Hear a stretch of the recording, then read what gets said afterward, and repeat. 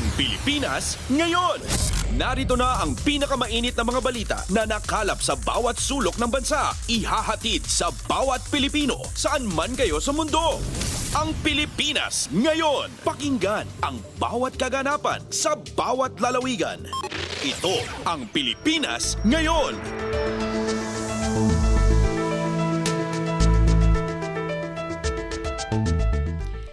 Magandang araw sa ating mga tagapakinig. Welcome po muli sa ating programang Ang Pilipinas Ngayon. Napapakinggan po ninyo saan mang bahagi ng mundo sa pamamagitan ng ating himpilang Radyo Pilipinas World Service ng Presidential Broadcast Service.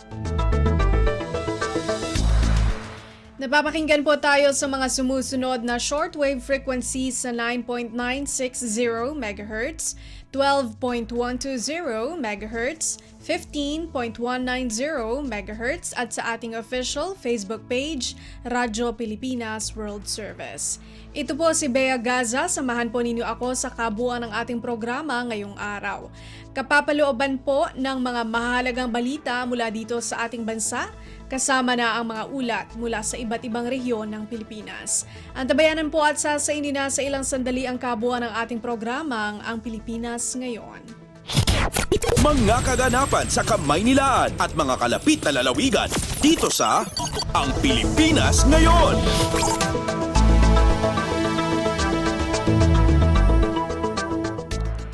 Sa ating mga balita, nakilahok si Pangulong Ferdinand R. Marcos Jr. sa ikalawang araw ng Local Governance Summit 2024 sa Philippine International Convention Center o PICC sa Pasay City.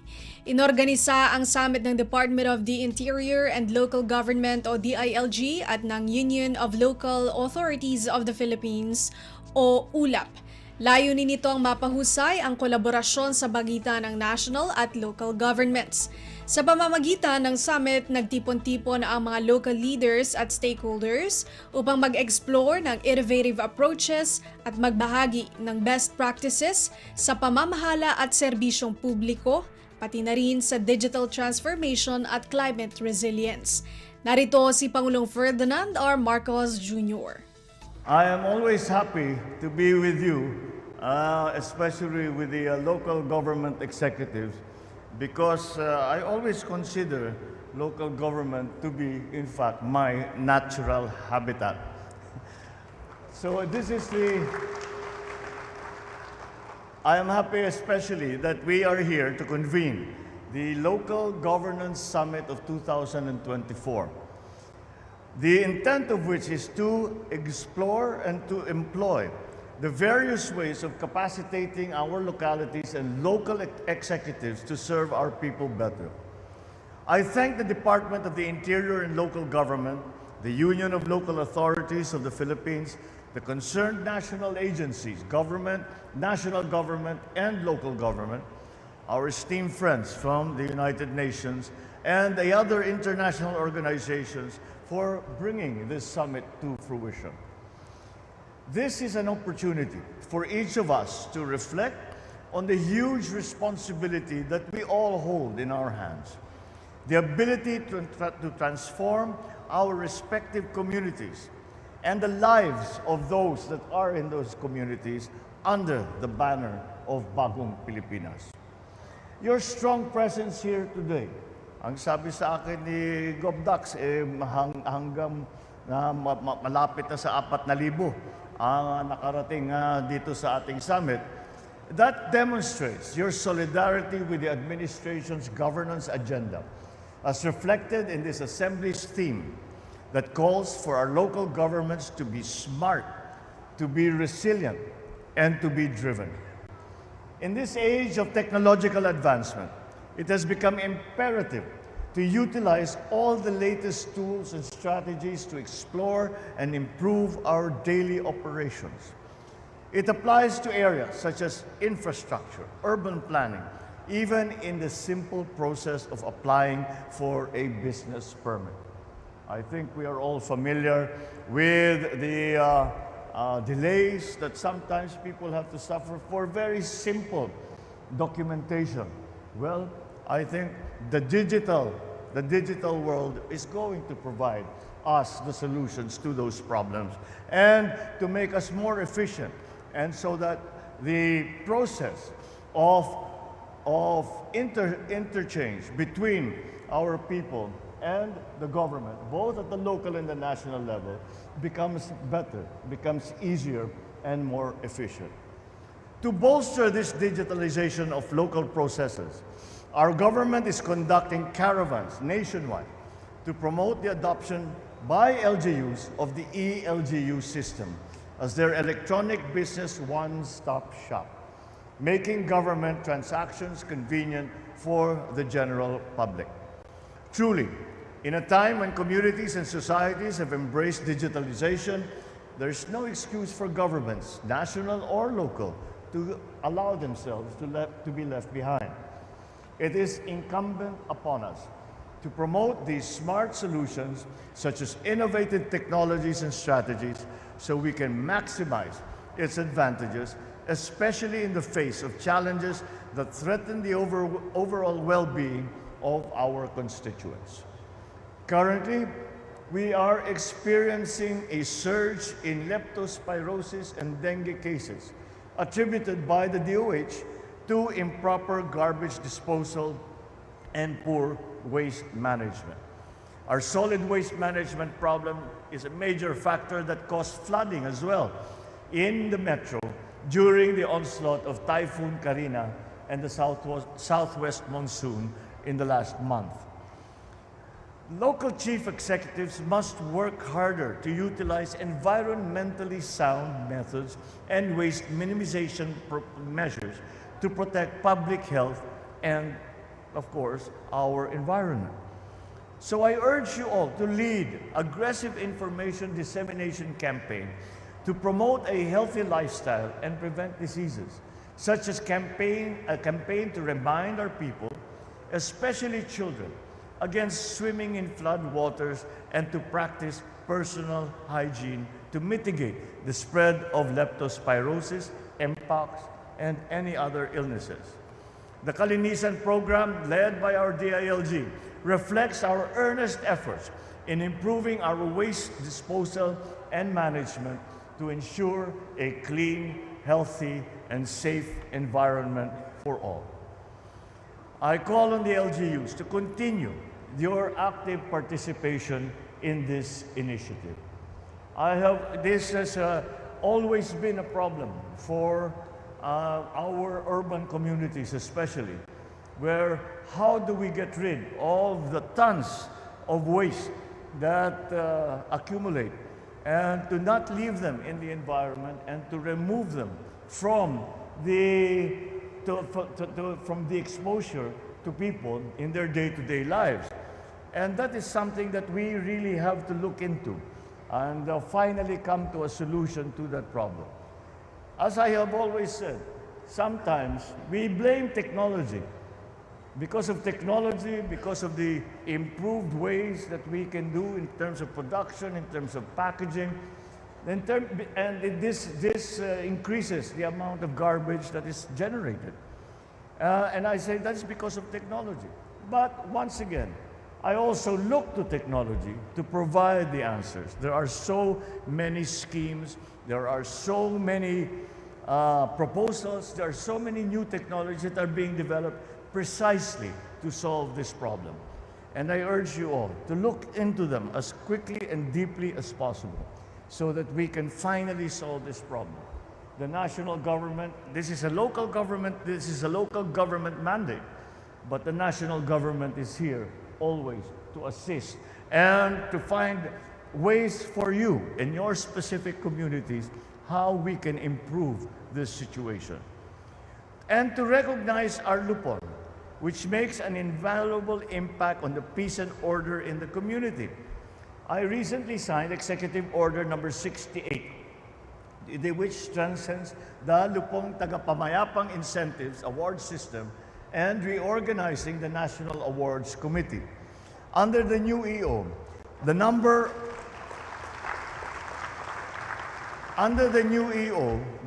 of award categories increased from 4 to 10, which includes the Hall of Fame and Peace Champion Awards. This year, We also target to issue the amending Executive Order number 138, Series 2021, with clearer parameters on the functions, services, and facilities that are to be devolved. We have been working on this for a good long while, and I think we have found a formula wherein we divide the funding according to the way that we determine services belong to as a responsibility to the national government, other services belong to the local government. And in that way, we are able to satisfy the needs as best as we can for both the national government and most importantly for the local government, as the Mandanas ruling really directs itself towards the improvement in the local government situation. Once we have clearly defined the parameters of devolution, our LGUs will have greater capability to implement and localize the sustainable development goals. I hope our local leaders will actively participate in these summit sessions. I hope you are inspired by the innovations and best practices from the international community, as shared from our partners and allies from South Korea, from Indonesia, Japan, and other international organizations. This is the moment to rise as effective stewards of your respective localities, to drive progress in your communities, to nurture a culture of collaboration amongst concerned stakeholders. Know that we rely on the guidance and service of our local officials to uplift the quality of life of our citizens. So I look forward that you will continue to be accountable, reliable, and efficient in bringing our people closer to the opportunities that they all deserve. Your cooperation with the national government is invaluable, for it is only with your help that we can achieve our shared aspirations. So as leaders, let us remain worthy of the trust and confidence of our fellow Filipinos. Once again, thank you all very much. To all the organizers and the attendees of this summit, to all those who have come to attend, and together, I believe we can transform our nation into a more peaceful and prosperous bagong Pilipinas. Si Pangulong Ferdinand R. Marcos Jr. Pasada ng mga balita mula sa Pilipinas para sa mga Pilipino saan man sa mundo. Ang Pilipinas Ngayon.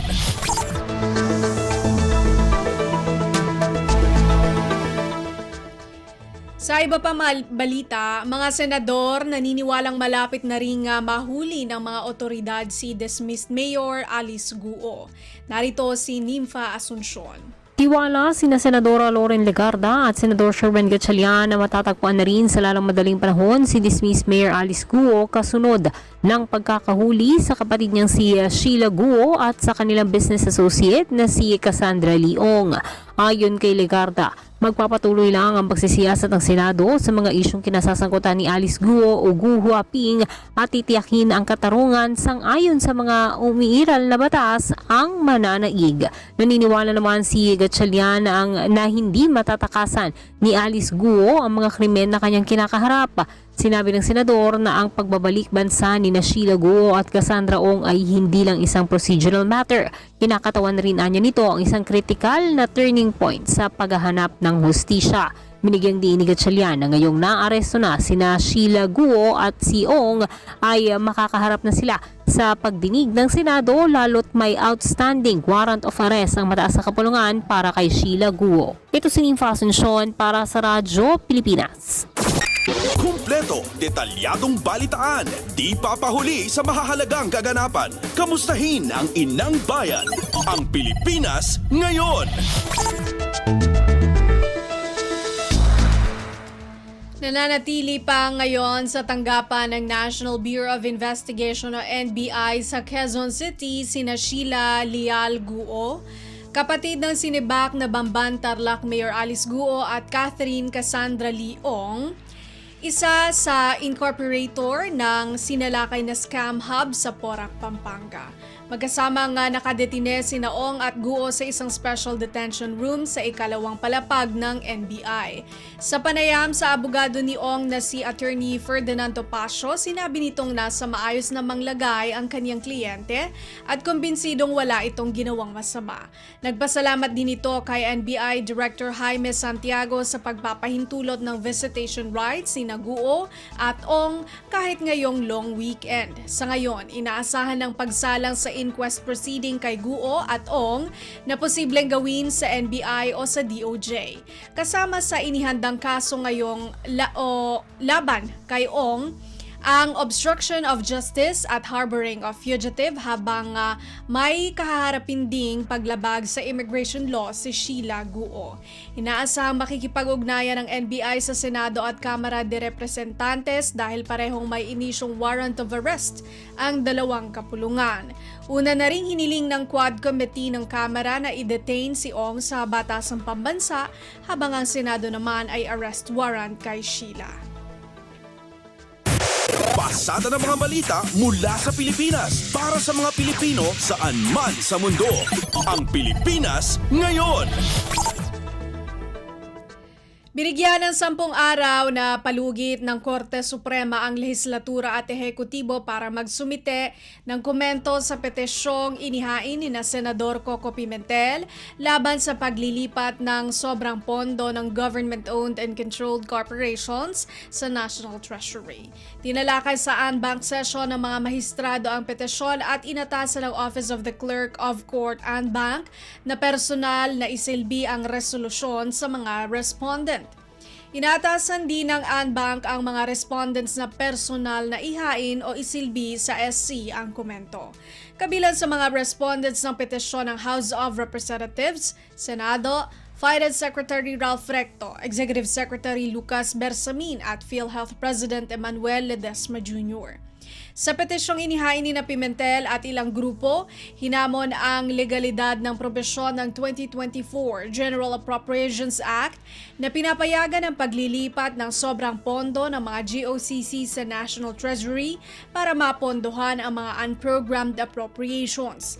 Hiniling din ng petitioners na maglabas ng temporary restraining order ang korte para mapigilan ang paglilipat pa ng pondo ng PhilHealth sa National Treasury. Kumpleto, detalyadong balitaan, di papahuli sa mahahalagang kaganapan. Kamustahin ang inang bayan, ang Pilipinas Ngayon.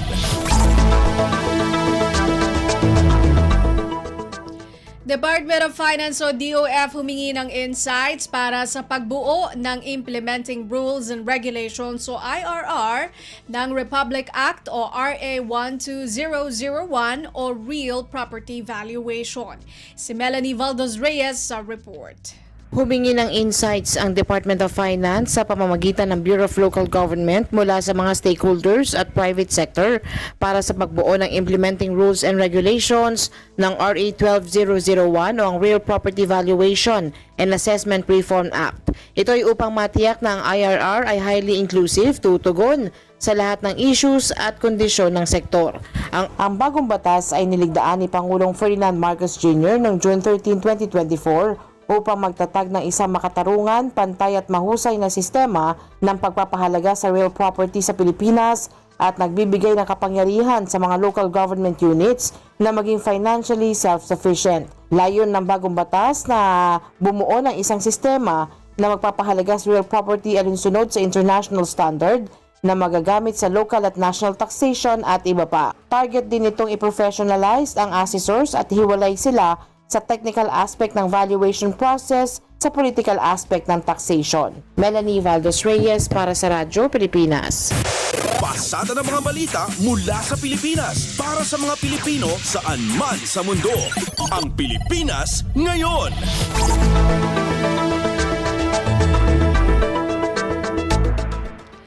Department of National Defense o DND Secretary Gilbert Teodoro hindi pabor sa paglikha ng bagong super body para tumugon sa kalamidad. Ang ulat mula kay Leo Sarne. Hindi pabor si Department of National Defense o DND Secretary Gilbert Teodoro sa paglikha ng bagong super body para tumugon sa mga kalamidad.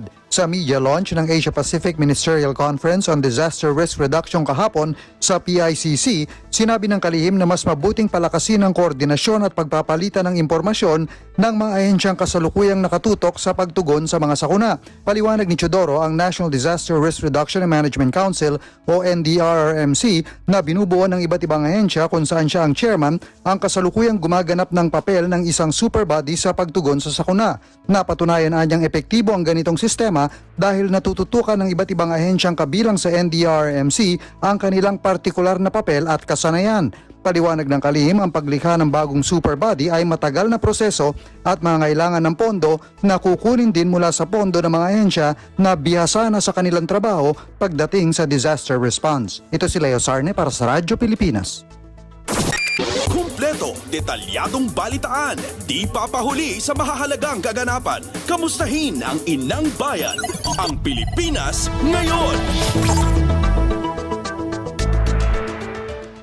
Mga isdang huli sa Naik, Ternate, Kawit at Maragondon, Cavite ligtas ng kainin ayon sa Bureau of Fisheries and Aquatic Resources o BIFAR. May report si Mary Ann Bastasa. Kinumpirma ng DA Bureau of Fisheries and Aquatic Resources o BIFAR na ligtas ng kainin ngayon ng mga isdang huli mula sa 4 na munisipalidad sa Cavite, kabilang ang Naik, Ternate, Kawit at Maragondon. Ayon sa BIFAR, matapos ang kanilang isinagawang on-ground monitoring at assessment, ay nakapasa na sa sensory evaluation ng 3 magkasunod na batch ng fishery species na nakolekta mula sa mga naturang munisipalidad. Dahil dito, idiniklara ng ligtas para ikonsumo ng publiko ang mga isda mula sa naturang munisipalidad. Samantala, ang isda naman na huli mula sa Bacoor City, Cavite, Noveleta, Rosario at Tanza ay 2 batch pa lang ang nakakapasa sa sensory evaluation mula August 16 to 21. Kaya naman patuloy pa rin ang paalala ng BIFAR sa publiko na iwasan ng pagkain ng mga isda sa naturang lugar. Una na rin idineklara ng BIFAR na walang problema sa mga isdang huli mula sa Bataan, Bulacan, Pampanga, Batangas at Metro Manila. Ito si Mary Ann Bastasa para sa Radyo Pilipinas. Pasada ng mga balita mula sa Pilipinas para sa mga Pilipino saan man sa mundo. Ang Pilipinas Ngayon.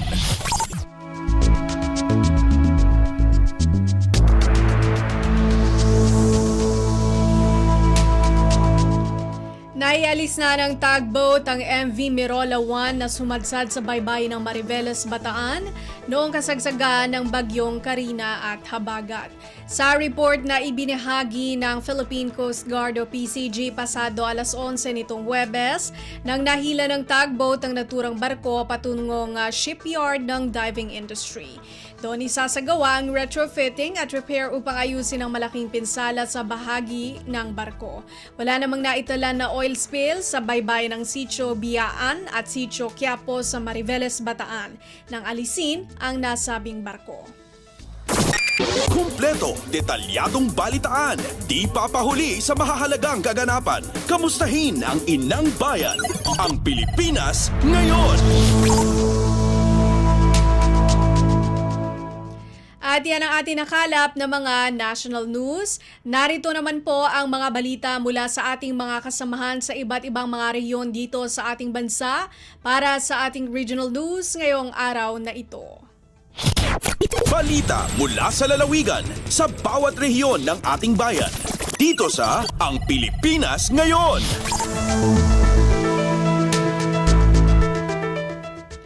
Congressman Maximo Dalog Jr. sa pamamagitan ng kanyang kinatawan na si Political Affairs Officer Erlindo Agulang Jr. pinuri ang ROTC cadets ng Mountain Province State Polytechnic College o MPSPC sa pagtatapos ng ROTC Summer Camp Training at ROTC Academic Phase Training 2024. Si Arlene Fagian sa report.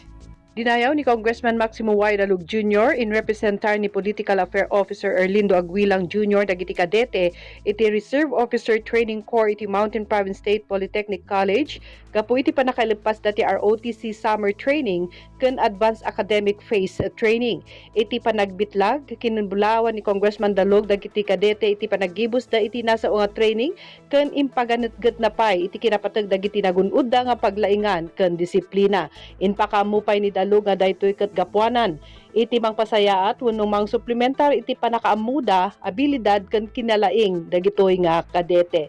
Nalukoy na pay dagiti kadete tuloy da iti military education nayon pa iti basic ROTC course.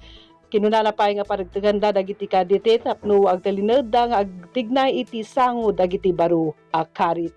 Manipod iti Bontok Arlene Fagan para iti RP World Service. Balita mula sa lalawigan sa bawat rehiyon ng ating bayan. Dito sa Ang Pilipinas Ngayon. Maraming salamat kay Arlene Fagian. Nasa 1,700 residente ng Kalinga ang nabigyan ng trabaho sa tulong ng tupad program ng Department of Labor and Employment o DOLE. May ulat si Amelia Bumatnong ng RP Tabuk. 1,700 residente manipod na dumaduma pa sa Kalinga iti maikan iti temporaryo trabaho baba ni titupad uno tulong panghanap buhay sa ating disadvantaged worker a programa iti Department of Labor and Employment. Kalpasan da ito anay sayang kat iti orientation da iti August 19, 2024 iti Kalinga Sports Center.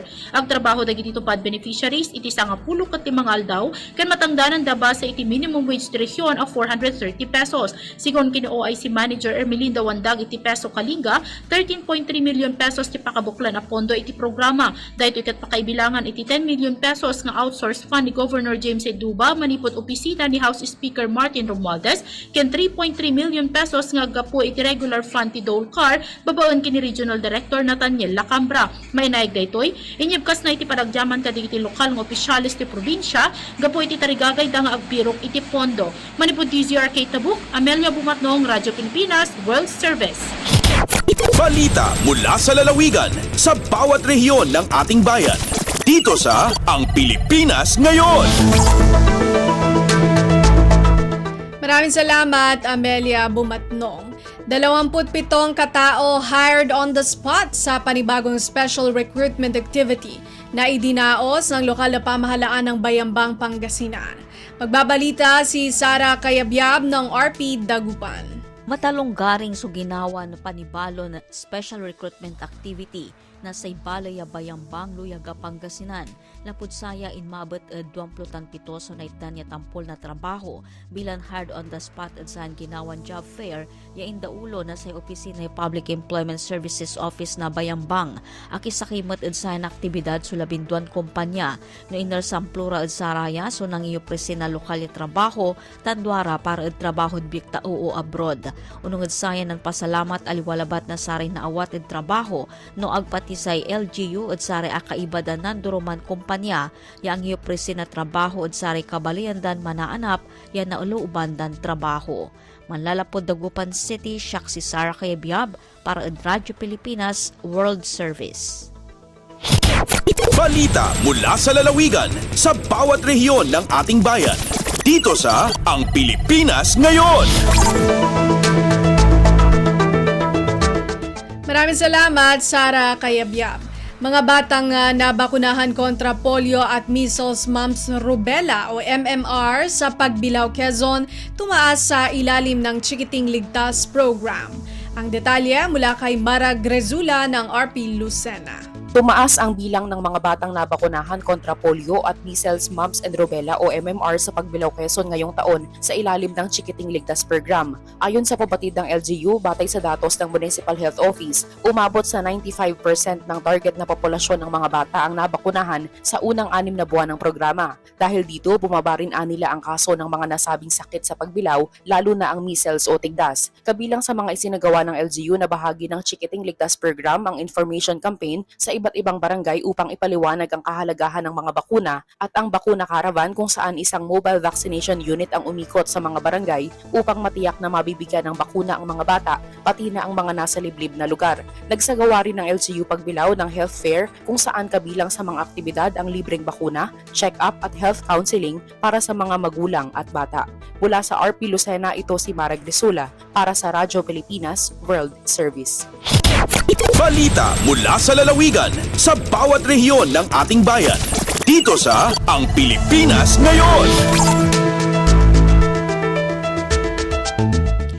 Maraming Maraming salamat Mara Grezula. Kolaborasyon ng Department of Agriculture o DA Mimaropa at local government units o LGUs tinitignang sagot sa pagkalap ng aktual na datos ng ani ng mga magsasaka sa rehiyon. Si Jillian Faye Ibanez ng RP Palawan sa balita. Katayuan ni ang Department of Agriculture sa rehiyong Mimaropa nga mas mapabaskag ang ugnayan sa local government units anang sa sakapang mga probinsya sa arampangan sa agrikultura ingko ni HVCDP Regional Focal Person Maricar Cumbaliser nga dya ay para matawan nakasabatan andang problema sa pagtimas sa mga klarong datos pag-abot sa produksyon o patubas ang mga manig-uma. Ingko ni Cumbaliser nga madamangit ng umurong aray sa sigo ang datos nga ingluluwa ang Philippine Statistics Authority sa akalilistahan ng departamento. Jamuro kuntana ay sa rason nga random sampling ang pagpapaagi ang PSA sa pagsagyap, igdigi aktual da ang datos ang DA ig PSA. Ang katamaramanda makuntana ang klase ng mga pananam na kamanistirang masagyap, ang datos katabid anda ang gulay, prutas, plantation crops, ig root crops.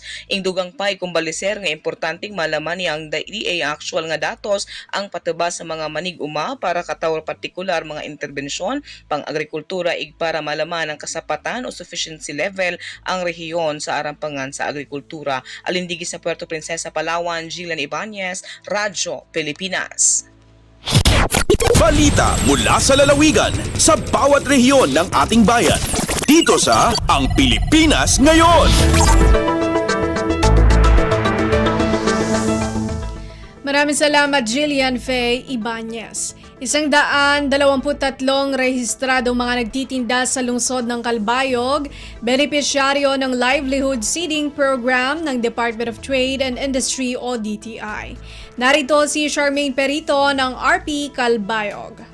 Sa pakigsumpayan sa gobyerno lokal sa siyudad sang Calbayog ug Department of Trade and Industry DTI Samar, ginpangunahan ni Alcalde Raymond Uy ang distribusyon sa Livelihood Seeding Program, negosyo, serbisyo sa barangay. Nakakarawat livelihood packages ug sari-sari store packages tikang sa DTI ang matotal 123 nga rehistrado nga mga tindahan sa siyudad sang Calbayog. Nagpahayag ang alkalde sa mensahe sa pasasalamat tungod sa commitment sa DTI Samar nga suportahan ang entrepreneurship ug economic development sa syudad. Iya pagin-highlight ang importansya sa livelihood seeding program sa pag-empower sa mga individual ug mga tindahan, partikular sa small and medium enterprises nga umuswagan makagkontribuer sa economic growth sa syudad. Ang programa nga nagpapaabot kinahanglanon nga mga resources ug training sa mga aspiring entrepreneurs, refleksyon sa burublig nga paningkamot sa LGU ug DTI sa pagpauswag ug pagsustener sa business environment sa syudad ug magpaabot suporta sa lokal nga mga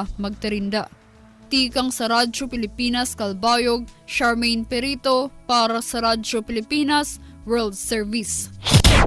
Balita mula sa lalawigan sa bawat rehiyon ng ating bayan. Dito sa Ang Pilipinas Ngayon.